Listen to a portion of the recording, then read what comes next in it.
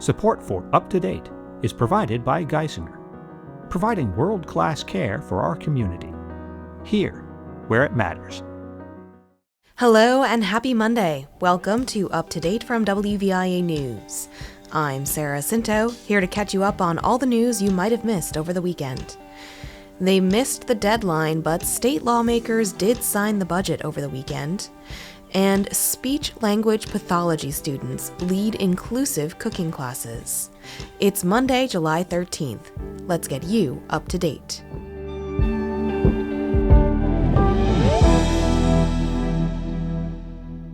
We'll start with the state budget. Pennsylvania lawmakers may have missed their July 1st deadline, but over the weekend they agreed to a $50.8 billion state budget. Tom Reese reports for WVIA. The spending plan includes no new revenue generators, such as legalized marijuana, and delays action on regulating skill games. Lawmakers approved about $700 million more than last year, but the deal spends $2.4 billion less than Governor Josh Shapiro pitched in February. And in a press conference after signing the budget, Shapiro said he still wants to find compromise on other priorities. Like raising the minimum wage, like funding mass transit, and like expanding access to affordable housing across Pennsylvania. There's a lot more work to do. Republican leaders who also spoke with reporters say they consider the deal a win for not dipping into the state's rainy day fund. But both parties noted that creative accounting helped shuffle dollars between, quote, special funds to avoid cutting into reserves. Reporting from Harrisburg, Tom Reese. Thanks, Tom. From Harrisburg back to Northeast Pennsylvania now. The University of Scranton started its remote speech-language pathology master's program in 2023. This summer, first-year students gathered for 3 weeks in Scranton for clinical experience. WVIA's Lydia McFarlane reports from Coffee Inclusive, where the graduate students led a series of inclusive cooking classes for people with disabilities. Karen Hughes watches her 34-year-old daughter, Heather, as she pours pancake batter. I have every cooking class she's at, we're taking pictures. Heather brings some of the skills she's learned home with her. I like doing things at the house. When I go home after I get out of the day program, I try to make stuff at the house. Heather's newfound independence and confidence comfort her mother. I know she knows how to do things if I'm not around. The class makes festive food in observance of America's 250th birthday. Today we're making 4th of July pancakes and special 4th of July drinks. Tara Carrito works for the university's speech pathology program.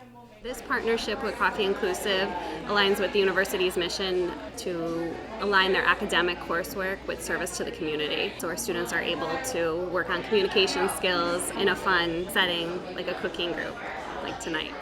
Okay, now we can go ahead and start mixing the batter. Students like Julia Gallo just finished their first year of coursework for the masters. Since everybody communicates differently, some people may not verbally communicate, so we include gestures or visuals. Some may use sign language, so we incorporate that. Try to get everybody to communicate with each other. Everybody does communicate differently, so it's nice to get them all intertwined. Each participant received a recipe book containing all the recipes they made at this summer's classes. In Pittston, I'm Lydia McFarlane, WVIA News. Thanks, Lydia. Coffee Inclusive will offer monthly inclusive cooking classes led by barista Brian Boston. They'll be held the first Wednesday evening of the month, starting in August. Stay with us. There's more up to date after this break. I'm Roger Dupuis from WVIA News. If you haven't already, sign up to get our free newsletter, WVIA News Notes. It's delivered right to your email inbox each Tuesday and Friday mornings. Go to WVIA.org and click on newsletters to subscribe. Welcome back.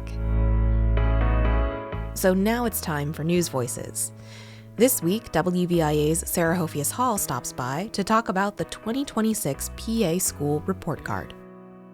Hello and welcome to News Voices, your weekly look behind the scenes at WVIA News.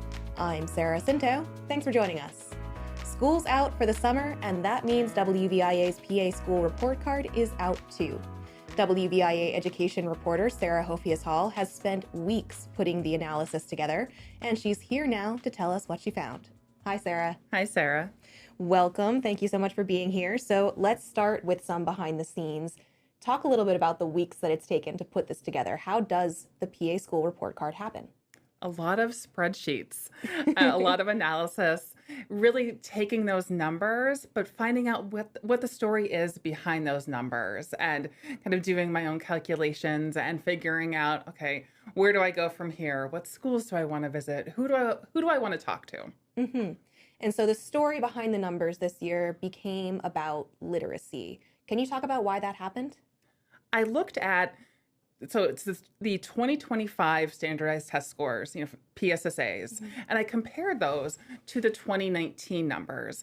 And that was the last full school year before the COVID-19 pandemic. And we all have heard about learning loss and really how, students, the virtual education just really didn't work for them. So they fell behind. And so schools have spent, the last 6 years now, 5 years? Crazy, but yes. Yeah, trying to catch up, and they are still not there for the most part.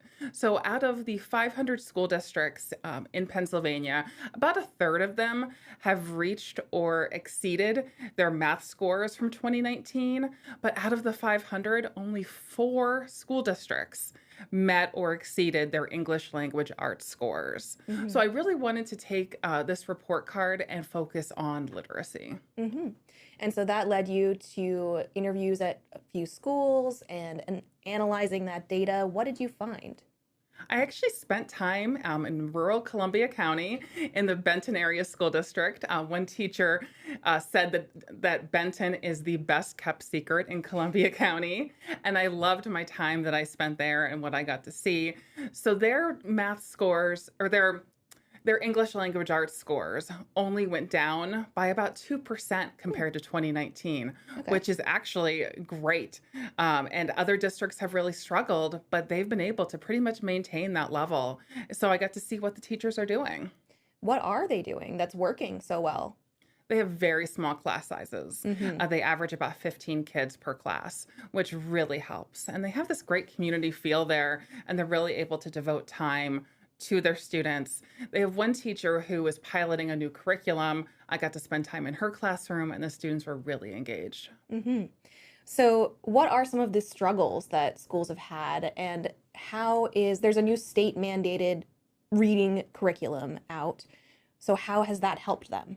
Governor Josh Shapiro, in the 25-26 budget, he signed legislation that requires school districts to maybe change the way that they have been teaching reading. So they have to go to this evidence-based curriculum, and it's up to them to figure out exactly what they want to do, but it follows the science of reading. So that's the science of reading looks at decades of research on how students actually learn how to read. And then, the students then focus more on specific letter sounds and how those sounds come together. And teachers say that this way really does work. Now, of course, the numbers only tell part of the story.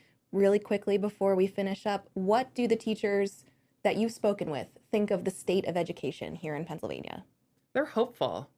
The scores are starting to come up, and they're very excited to see where the science of reading takes them, because as one superintendent put it to me, you can't learn. You can't do anything else unless you can read first.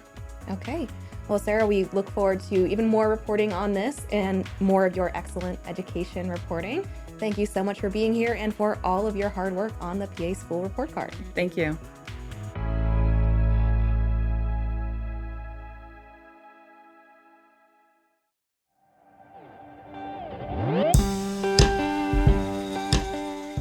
All right, I hope you're feeling up to date and ready to start the week. Find more stories at WVIA.org. I'm Sarah Scinto. Thanks for listening today. We're here every weekday, so make sure you subscribe and tune in so you don't miss a beat. Have a great day, everyone. I'll catch you tomorrow, right here on Up to Date.